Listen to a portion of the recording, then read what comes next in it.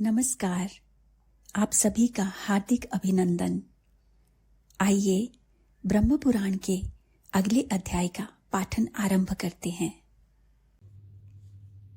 राजा इंद्रदुम्न के द्वारा भगवान श्री विष्णु की स्तुति। ब्रह्मा जी कहते हैं, अश्वमेध यज्ञ के अनुष्ठान और प्रसाद निर्माण का कार्य पूर्ण हो जाने पर राजा इंद्रदुम्न के मन में दिन रात प्रतिमा के लिए चिंता रहने लगी। वे सोचने लगे, कौन सा उपाय करूं जिससे सृष्टि पालन और संहार करने वाले लोक पावन भगवान पुरुषोत्तम का मुझे दर्शन हो। इसी चिंता में निमग्न रहने के कारण उन्हें न रात में नींद आती न दिन में।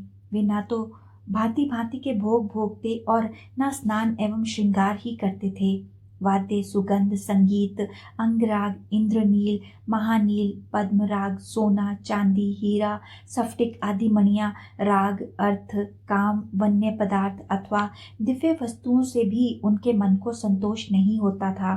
पत्थर, मिट्टी और लकड़ी में से इस पृथ्वी पर सर्वोत्तम वस्तु कौन है? किससे भगवान विष्णु की प्रतिमा का निर्माण ठीक हो सकता है? इस प्रकार की चिंता में पड़े पड़े उन्होंने पांचरात्र की विधि से भगवान पुरुषोत्तम का पूजन किया और अंत में इस प्रकार सत्वन आरंभ किया। वासुदेव, आपको नमस्कार है। आप मोक्ष के कारण हैं। आपको मेरा नमस्कार है। संपूर्ण लोकों के स्वामी परमेश्वर, आप इस जन्म मृत्यु रूपी संसार सागर से मेरा उद्धार कीजिए। पुरुषोत्तम, आपका स्वरूप निर्मल आकाश के समान है। आपको नमस्कार है। सबको अपनी ओर खींचने वाले संकर्षण, आपको प्रणाम है। धरणीधर, आप मेरी रक्षा कीजिए। हेम गर्भ की सी आभा वाले प्रभु, आपको नमस्कार है। मकर ध्वज, आपको प्रणाम है। रतिकांत, आपको नमस्कार है। शंबरासुर का संहार करने वाले प्रद्युम्न, आप मेरी रक्षा कीजिए। भगवान, आप श्री अंग अंजन के समान श्याम है। भक्त वत्सल्य, आपको नमस्कार है। अनिरुद्ध, आपको प्रणाम है। आप मेरी रक्षा करें और वरदायक बने। संपूर्ण देवताओं के निवास स्थान, आपको नमस्कार है।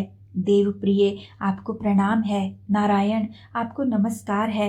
आप मुझ शरणागत की रक्षा कीजिए। बलवानों में श्रेष्ठ बलराम, आपको प्रणाम है। लांगला युद्ध, आपको नमस्कार है। चतुर्मुख जगतधाम प्रपिता मैं, मेरी रक्षा कीजिए। नील मेघ के समान अभाव वाले घनश्याम, आपको नमस्कार है।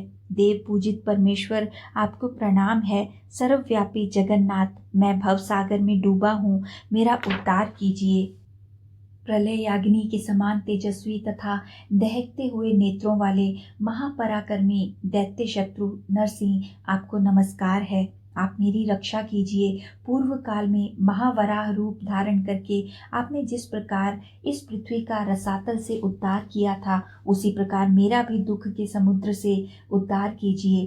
कृष्ण, आपके इन वरदायक स्वरूपों का मैंने सत्वन किया। ये बलदेव आदि जो पृथक रूप से स्थित दिखाई देते हैं, आपके ही अंग हैं। देवेश, प्रभु, अच्युत, गरुड़ आदि पार्षद, आयुधों सहित दिक्पाल तथा केशव आदि जो आपके अन्य भेद मनीषियों द्वारा बतलाए गए हैं, उन सब का मैंने पूजन किया है। प्रसन्न तथा विशाल नेत्रों वाले जगन्नाथ देवेश्वर, पूर्वोक्त सब स्वरूपों के साथ मैंने आपका सत्वन और वंदन किया है। आप मुझे धर्म, अर्थ, काम एवं मोक्ष देने वाला वर प्रदान करें। हरे, संकर्षण आदि को जो आपके भेद बताए गए हैं, वे सब आपकी पूजा के लिए प्रकट हुए हैं, अतः वे आपके ही आश्रित हैं। देवेश, वस्तुतः आप में कोई भेद नहीं है। आपके जो अनेक प्रकार के रूप बताए जाते हैं, वे सब उपचार से ही कहे गए हैं। आप तो अद्वैत है, फिर कोई भी मनुष्य आपको द्वैत रूप कैसे कह सकता है? हरे, आप एकमात्र व्यापक चित स्वभाव तथा निर्जन है। आपका जो परम स्वरूप है वह भाव और अभाव से रहित, निर्लेप, निर्गुण, श्रेष्ठ, कूटस्थ, अचल, ध्रुव, समस्त उपाधियों से निर्मुक्त और सत्ता मात्र रूप से स्थित है। प्रभु, उसे देवता भी नहीं जानते, फिर मैं ही कैसे उसे जान सकता हूँ? इसके सिवा आपका जो अपर स्वरूप है वह पीताम्बरधारी और 4 भुजाओं वाला है। उसके हाथों में शंख, चक्र और गदा सुशोभित है। वह मुकुट और अंगद धारण करता है, उसका वक्षस्थल श्री वत्स चिन्ह से युक्त है तथा वह वनमाला से विभूषित रहता है। उसी की देवता तथा आपके अन्याय शरणागत भक्त पूजा करते हैं। देवदेव, आप सब देवताओं में श्रेष्ठ एवं भक्तों को अभय देने वाले हैं। कमल नयन, मैं विषयों के समुद्र में डूबा हूँ, आप मेरी रक्षा कीजिए। लोकेश, मैं आपके सिवा और किसी को नहीं देखता जिसकी शरण में जाऊं। कमलाकांत, मधुसूदन, मुझ पर प्रसन्न होइए। मैं बुढ़ापे और सैकड़ों व्याधियों से युक्त हो भांति भांति के दुखों से पीड़ित हूँ तथा अपने कर्म पाश में बंध कर हर्ष शोक में मग्न हो विवेक शून्य हो गया हूँ। अत्यंत भयंकर घोर संसार समुद्र में घिरा हुआ हूँ। यह विषय रूपी जल राशि के कारण दुस्तर है। इसमें राग द्वेष रूपी मत्स्य भरे पड़े हैं। इंद्रिय रूपी भंवरों से यह बहुत गहरा प्रतीत होता है। इसमें तृष्णा और शोक रूपी लहरें व्याप्त हैं। यहाँ न कोई आश्रय है, न कोई अवलंब। यह सारहीन एवं अत्यंत चंचल है। प्रभु, मैं माया से मोहित होकर इसके भीतर चिरकाल से भटक रहा हूँ। हजारों भिन्न भिन्न योनियों में बारंबार जन्म लेता हूँ। जनार्दन, मैंने इस संसार में नाना प्रकार के हजारों जन्म धारण किए हैं। अंगों सहित वेद, नाना प्रकार के शास्त्र, इतिहास, पुराण तथा अनेक शिल्पों का अध्ययन किया है। यहाँ मुझे कभी असंतोष मिला है, कभी संतोष, कभी धन का संग्रह किया, कभी हानि उठाई है और कभी बहुत खर्च किए हैं। जगन्नाथ, इस प्रकार मैंने हास वृद्धि, उदय और अस्त अनेक बार देखे हैं। स्त्री, शत्रु, मित्र तथा बंधु बांधवों से संयोग और वियोग भी देखने को मिले हैं। मैंने अनेक पिता देखे हैं और अनेक माताओं का दर्शन किया है। अनेक प्रकार के जो दुख और सुख हैं उनके अनुभव का भी मुझे अवसर मिला है। भाई बंधु, पुत्र और कुटुंबी भी प्राप्त हुए हैं। विष्ठा और मूत्र की कीच से भरे हुए स्त्रियों के गर्भाशय में भी मैंने निवास किया है। प्रभु, गर्भवास में जो महान दुख होता है उसका भी मैंने अनुभव किया है। बाल्यावस्था, युवावस्था और वृद्धावस्था में जो अनेक प्रकार के दुख होते हैं उनसे भी मैं वंचित नहीं रहा। मृत्यु के समय यमलोक के मार्ग में तथा यमराज के घर में जो दुख प्राप्त होते हैं उनको तथा नरकों में होने वाली यातनाओं को भी मैंने भोगा है। कृमि, कीट, वृक्ष, हाथी, घोड़े, मृग, पक्षी, भैंसे, ऊंट, गाय तथा अन्य वनवासी जंतुओं की योनि में मुझे जन्म लेना पड़ा है। समस्त द्विजातियों और शूद्रों के यहाँ भी मेरा जन्म हुआ है। देव, धनी, क्षत्रियों, दरिद्र, तपस्वियों, राजाओं, राजा के सेवकों तथा अन्य देहधारियों के घरों में भी मैं अनेक बार उत्पन्न हो चुका हूँ। नाथ, मुझे अनेकों बार ऐसे मनुष्यों का दास होना पड़ा है जो स्वयं दूसरों के दास हैं। मैं दरिद्र, धनी और स्वामी भी रह चुका हूँ। मुझे दूसरों ने मारा और मेरे हाथ से दूसरे मारे गए। मुझे दूसरों ने मरवाया और मैंने भी दूसरों की हत्या करवाई। मुझे दूसरों ने और मैंने दूसरों को अनेकों बार दान दिए। जनार्दन, पिता, माता, सुहृद, भाई और पत्नी के लिए मैंने लज्जा छोड़कर धनियों, क्षत्रियों, दरिद्रों और तपस्वियों के सामने दीनता से भरी बातें की हैं।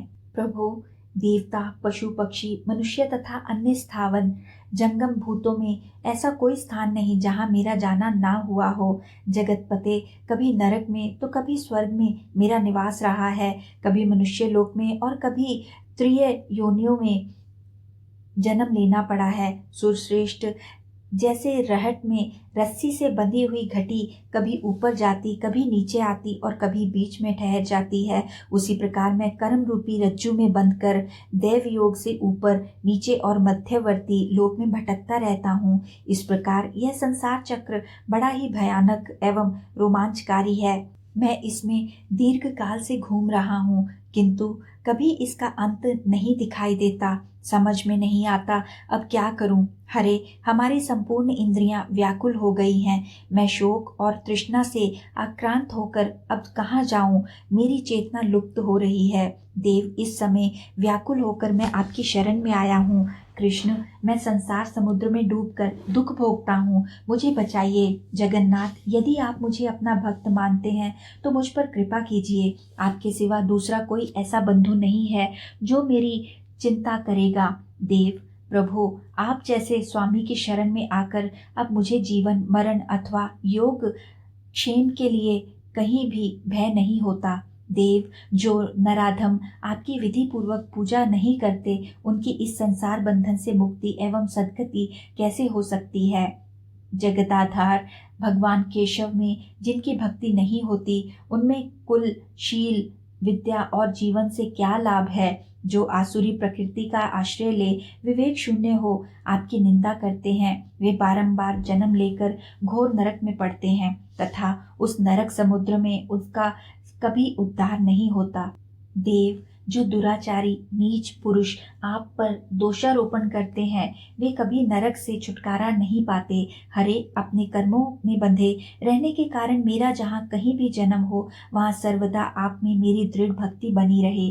देव, आपकी आराधना करके देवता, दैत्य, मनुष्य तथा अन्य संयमी पुरुषों ने परम सिद्धि प्राप्त की है, फिर कौन आपकी पूजा ना करेगा? भगवान ब्रह्मा आदि देवता भी आपकी स्तुति करने में समर्थ नहीं है, फिर मानव बुद्धि लेकर मैं आपकी स्तुति कैसे कर सकता हूँ? क्योंकि आप प्रकृति से परे परमेश्वर हैं। प्रभु, मैंने अज्ञान के भाव से आपकी स्तुति की है। यदि आपकी मुझ पर दया हो तो मेरी इस अपराध को क्षमा करें। हरे, साधु पुरुष अपराधी पर भी क्षमा भाव ही रखते हैं, अतः देवेश्वर आप भक्त स्नेह के वशीभूत होकर मुझ पर प्रसन्न होइए। देव, मैंने भक्ति भावित चित्त से आपकी जो स्तुति की है वह सांगोपांग सफल हो। वासुदेव, आपको नमस्कार है। ब्रह्मा जी कहते हैं, राजा इंद्रदुमन के इस प्रकार स्तुति करने पर भगवान गरुड़ ध्वज ने प्रसन्न होकर उनका सब मनोरथ पूर्ण किया। जो मनुष्य भगवान जगन्नाथ का पूजन करके प्रतिदिन इस स्तोत्र से उनका सत्वन करता है, वह बुद्धिमान निश्चय ही मोक्ष प्राप्त कर लेता है। जो विद्वान पुरुष तीनों संध्याओं के समय पवित्र हो इस श्रेष्ठ स्तोत्र का जप करता है, वह धर्म, अर्थ, काम और मोक्ष पाता है। जो एकाग्रचित्त हो इसका पाठ या श्रवण करता है अथवा दूसरों को सुनाता है, वह पाप रहित हो भगवान विष्णु के सनातन धाम में जाता है। यह स्तोत्र परम प्रशंसनीय, पापों को दूर करने वाला, भोग एवं मोक्ष देने वाला, कल्याणमय, गोपनीय, अत्यंत दुर्लभ तथा पवित्र है।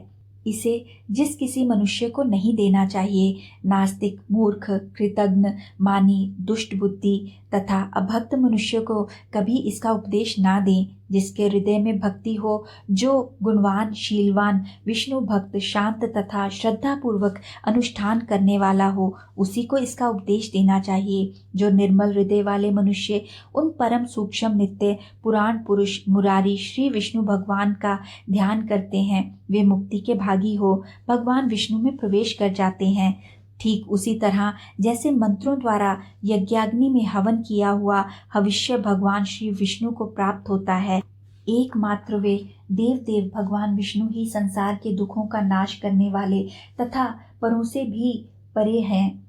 उनसे भिन्न किसी भी वस्तु की सत्ता नहीं है। वे ही सबकी सृष्टि, पालन और संहार करने वाले हैं। वे ही समस्त संसार के सारभूत हैं। मोक्ष, सुख देने वाले जगत गुरु भगवान श्री कृष्ण में जहाँ जिनकी भक्ति नहीं होती, उन्हें विद्या से, अपने गुणों से तथा यज्ञ, दान और कठोर तपस्या से क्या लाभ हुआ? जिस पुरुष की भगवान पुरुषोत्तम के प्रति भक्ति है, वही संसार के धन्य, पवित्र और विद्वान है। वही यज्ञ, तपस्या और गुणों के कारण श्रेष्ठ है तथा वही ज्ञानी, दानी और सत्यवादी है। आज के पाठन को यहीं विराम देते हैं और आगे के पाठन के लिए हमारे साथ फिर से जुड़िएगा। आइए साथ मिलकर ब्रह्मा जी के इस पवित्र मंत्र से आज का समापन करते हैं। ओम ब्रह्मणे नमः। ओम ब्रह्मणे नमः। ओम ब्रह्मणे नमः। ओम ब्रह्मणे नमः। ओम ब्रह्मणे नमः। ओम ब्रह्मणे नमः। ओम ब्रह्मणे नमः। धन्यवाद।